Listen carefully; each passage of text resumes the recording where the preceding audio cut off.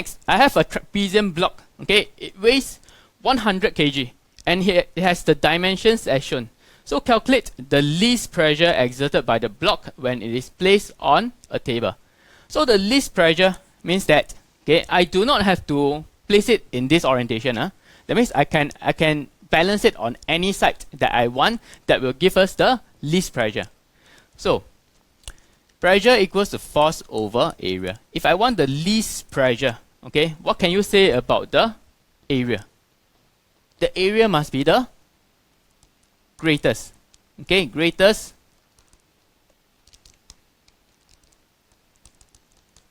area.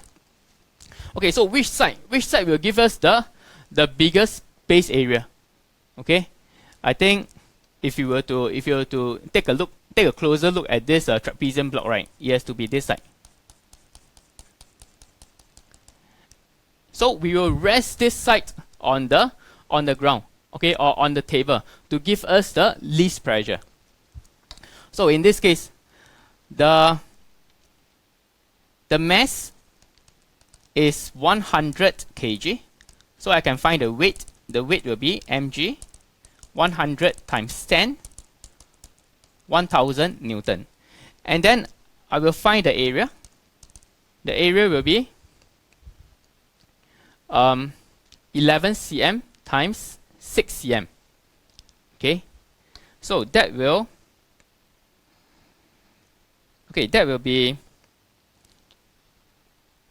11 cm times 6 cm.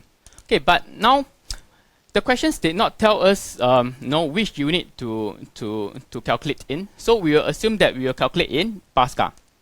So to make our job easier, right, this area when we calculate, we will calculate in square meter. So change this to meter. 0.11 meter times 0.06 meter.